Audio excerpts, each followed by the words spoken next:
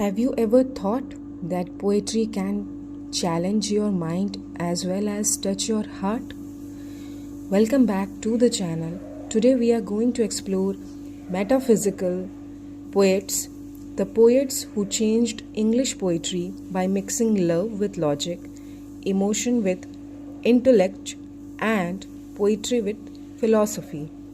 From John Donne's powerful conceits to Andrew Marvell's wit and George Herbert's spiritual depth, this video will give you clear, exam-oriented notes that are perfect for UPLT, KVS, and other competitive exams. So stay till the end because this topic is not only important for exams but also very interesting. Let's begin our journey into the world of metaphysical poetry. So you can see on my notes, metaphysical poets were a group of 17th century English poets known for intellectual poetry, philosophical depth, innovative style. It means आप समझ सकते हैं कि ये लोग एक particular group of English poets थे जिनको एक इंटेलेक्चुअल, बहुत ही बुद्धिमान, फिलोसॉफिकल, जो बहुत ही ज़्यादा संयमशील और इनोवेटिव स्टाइल, नए नए तरीके को इन्होंने इस्टेब्लिश किया. The term metaphysical was first used by doctor Samuel Johnson. This question has been asked from last 10 to 15 years. इसलिए ये बहुत ही इम्पॉर्टेंट है. Now moving on to the meaning of metaphysical poetry. जैसे कि आप देख सकते हैं कि यहाँ पे मैंने मीनिंग भी लिखा है कि मेटाफिजिकल का क्या मतलब होता है. जैसे मेटा का मतलब बियॉन्ड, मेटा का मतलब बियॉन्ड, फिजिकल का मतलब nature. It means beyond nature, जो कि नेचर से विपरीत हो.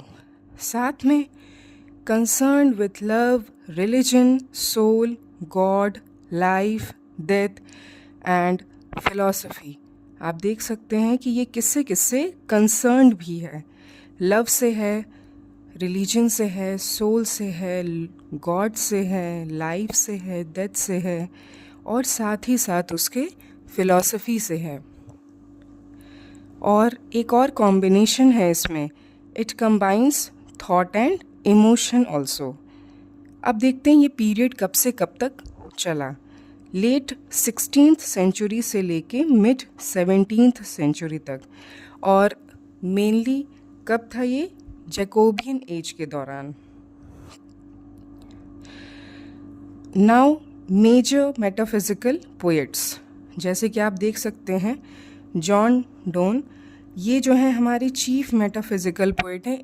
इनसे रिलेटेड हर साल क्वेश्चन आता है. जितने भी कॉम्पिटिटिव टीचिंग एग्ज़ाम्स होते हैं या नेट एग्ज़ाम्स होते हैं, हमेशा क्वेश्चन जॉन डोन पे अक्सर क्वेश्चन पुटअप होता है.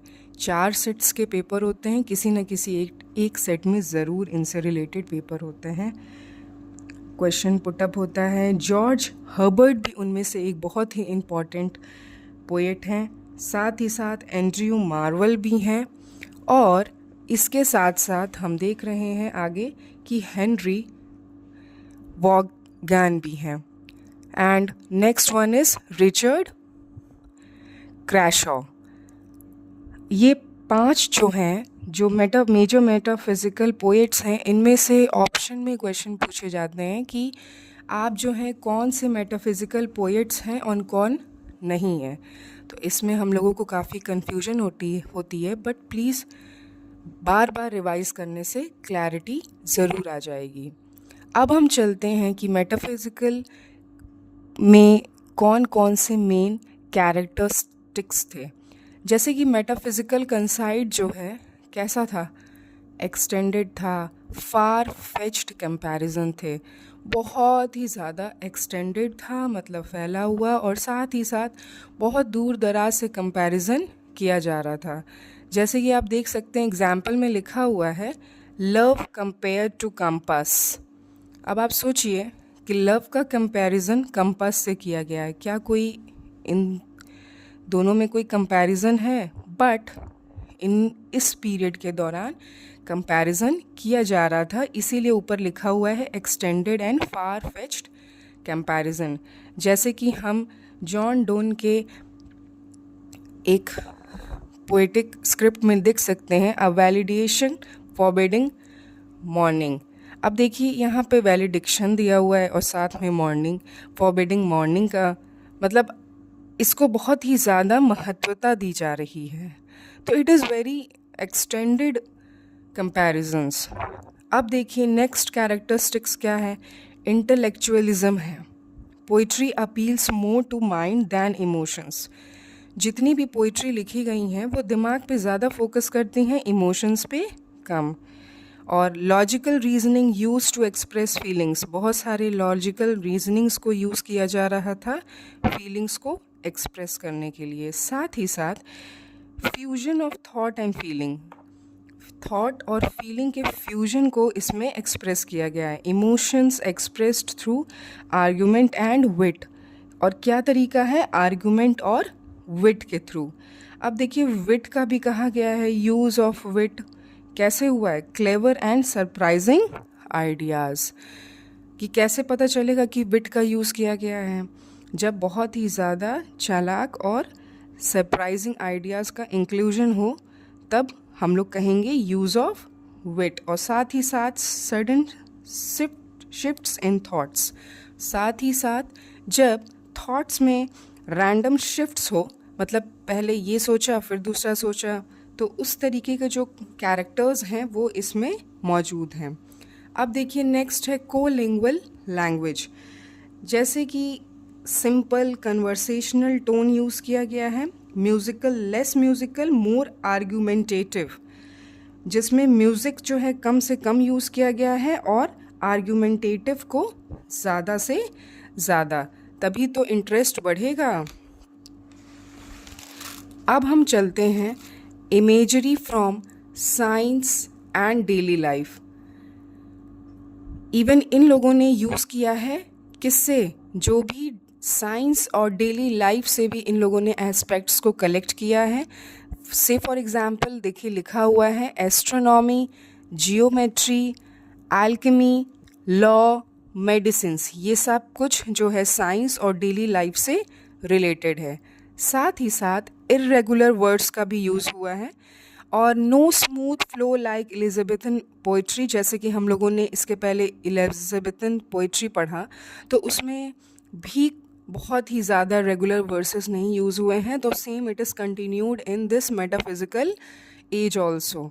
तो rough rhythms and uneven lines को यूज़ किया गया है, ठीक है।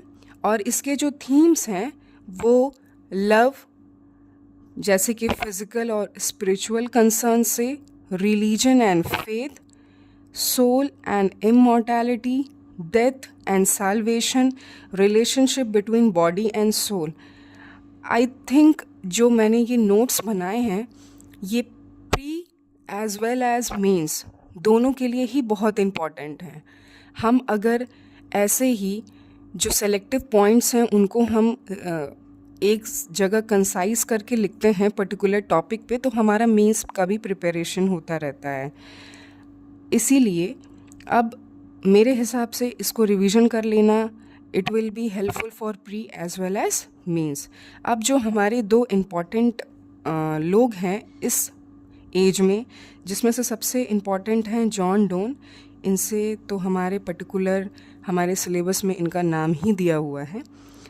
जैसे कि देख सकते हैं ये founder and most important metaphysical poet हैं, ये फाउंडर ही हैं और मोस्ट इम्पॉर्टेंट हैं। His poetry blends passion plus intellect, ये जो इनका जो पोइट्री है वो पैशन भी और साथ ही साथ इंटेलेक्ट भी कनेक्ट करता है। और इनके जो फेमस पोएम्स हैं उसमें the sun rising, the canonization, the valediction, forbidding mourning, death be not proud. इसमें द कैनोनाइजेशन हम लोग इसको बहुत अच्छे से एक्सप्लेन करेंगे because it is given in the syllabus. और वैसे भी पूछा जा सकता है कि the sun rising is written by whom, ये कौन से ये पोएम किसने लिखा है।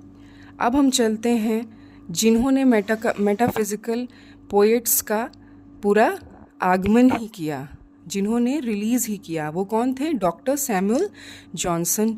इनका क्या व्यू है इन लोगों के प्रति? Praised their learning, criticise them for excessive wit. साथ ही साथ इन्होंने प्रेज तो किया ही, साथ ही साथ इन्होंने क्रिटिसाइज भी किया। क्यों? क्योंकि ये लोग बहुत ज़्यादा एक्सेसिव विट, फोर्स्ड कंपैरिजंस, जैसे कि आपने देखा कि अजीबोगरीब कुछ भी कंपैरिजन कर रहे थे और साथ ही साथ ऑब्सिक्योरिटी भी कर रहे थे। अब इनके लिए कुछ लाइनें हैं। Metaphysical poets revolutionised English poetry by blending deep thought, wit, and emotion in a unique and intellectual style. अब इतने ही बहुत ही मोस्ट इम्पॉर्टेंट पॉइंट्स हैं जिसको मैंने कलेक्ट किया है, तो मेरे हिसाब से ये बहुत ही इनफ है। So dear learners, metaphysical poetry is not just poetry of love or religion, it is poetry of the mind and soul. जैसे कि हम लोगों ने पढ़ा, through bold conceits, intellectual arguments, wit, paradox, and deep emotions, poets like John Donne, George Herbert, Andrew Marvell, and Henry Vaughan transformed ordinary experiences into extraordinary poetic expressions. Their poetry teaches us that true love thinks, faith, questions, and emotions reason. That is why even today, metaphysical poets continue to challenge, inspire, and move readers across generations. Before we end, a big heartfelt thank you to each one of you for watching, supporting, and believing in this channel. Your likes motivate, your comments inspire, and your subscriptions obviously give strength to create more meaningful and exam-oriented content for you. If this video helped you even a little, please like the video, comment your doubts or thoughts, subscribe to the channel and press the bell icon, because your one click can change the future of this channel, and together we will make English literature easy, interesting, and unforgettable. Keep learning, keep growing, and stay connected with us. Thanks.